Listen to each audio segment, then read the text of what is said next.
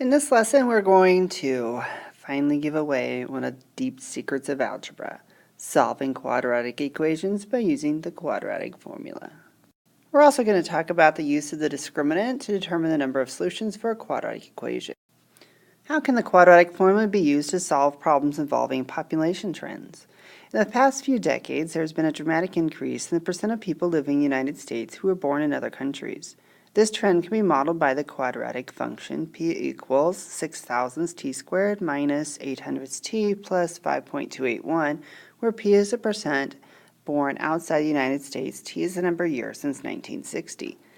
To predict when 15% of the population will be people who are born outside the U.S., you can solve this equation.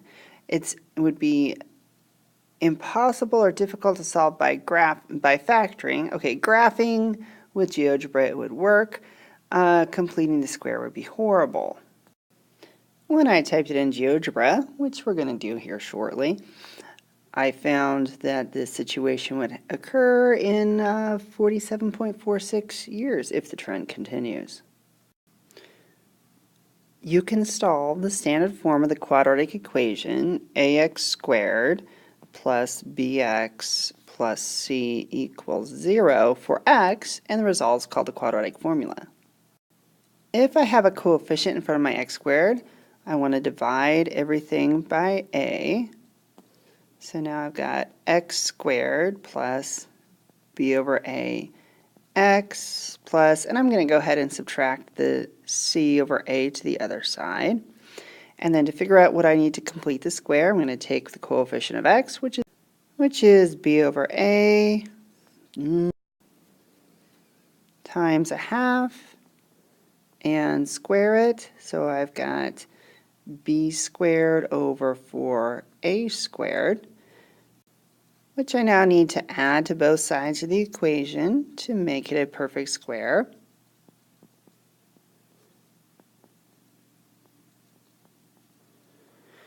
So my completed square now, right there it is. I have x plus b over 2a squared equals, my common denominator is going to be 4a squared. So I need to take that first fraction there times 4a over 4a. So I've got b squared minus 4ac. Looks nicer than putting negative 4ac squared first. Now I can take the square root of both sides, and I have x plus b over 2a equals the square root of b squared minus 4ac all over. Square root of 4 is 2, square root of a squared is a, and it can be positive or negative. All I have left to do is subtract the b over 2a from both sides, and I have the quadratic formula. So x equals negative b plus or minus the square root of b squared minus 4ac all over 2a. With some luck, we'll get the quadratic formula.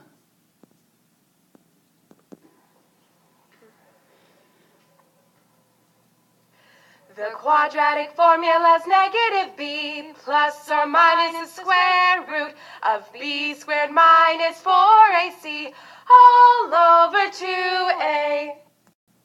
You may find the song a bit cheesy, but if you learn it, you'll have the formula. Okay, I'm going to follow the directions and use two methods to solve. I already know how to solve this by factoring.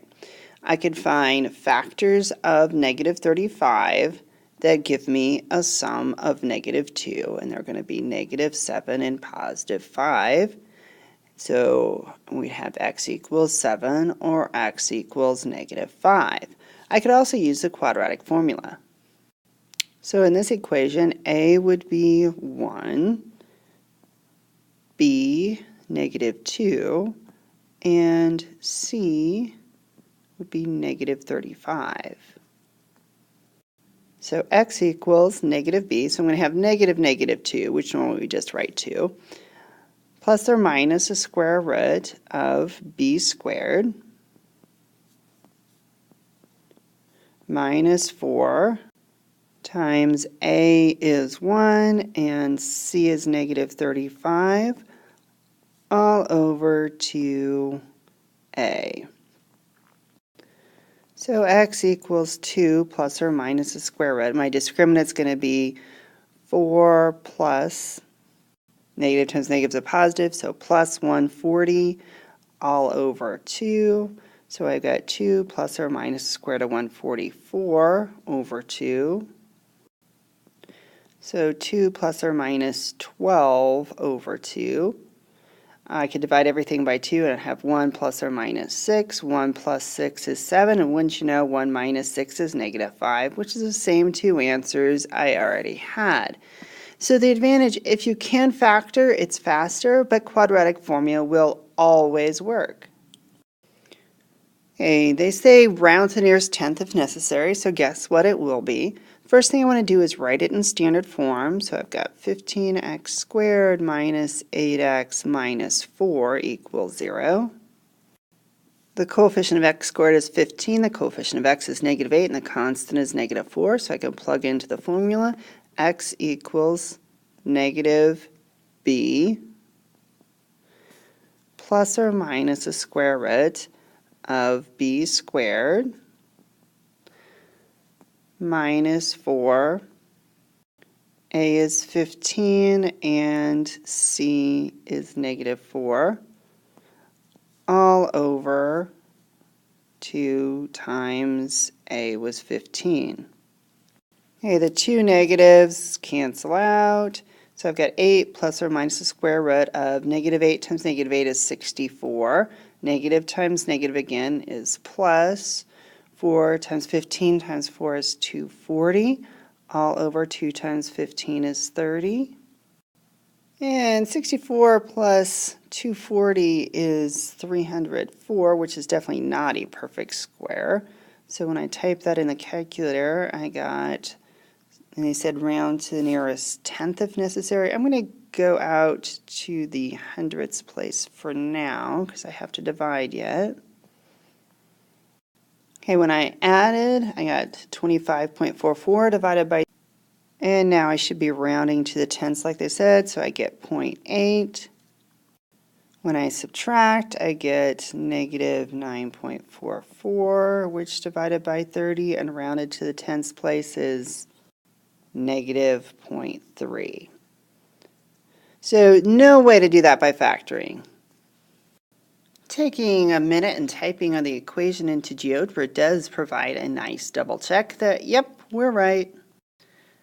So far, we've learned to solve quadratic equations by graphing. It can always be used, but if you're using paper and pencil, it's not going to be very exact. Factoring works well if the constant term can easily be found. Completing a square will always work, but it can be a lot of work. Quadratic formula always works, and it'll get you there. Factoring may be faster if it works, but we know quadratic formula always gets you in the answer. Two possible future destinations of astronauts are the planet Mars and the moon of the planet Jupiter, Europa. The gravitational acceleration on Mars is about 3.7 meters per second squared. On Europa, it's only 1.3 meters per second squared. They want us to find how much longer baseballs thrown on Mars and on Europa will stay above the ground than similarly thrown baseball on Earth. For Mars, I can just plug and chug into the quadratic formula. A is negative 1.85, B is 10, and C is 2. Using the calculator, I get the discriminant as 114.8. And so I've got x equals either negative 0.19 or positive 5.6. We don't know how to time travel, so that's the only one that makes sense. Same thing for Europa. We've got A is negative 0.65, B is 10, and C is 2. Typing in the calculator, I get a discriminant of 105.2.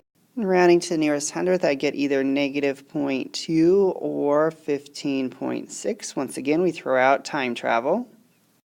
In the book, they showed us that this would take 2.2 seconds on Earth, so the difference is what they ask for. So it's going to take 3.4 seconds longer on Mars, and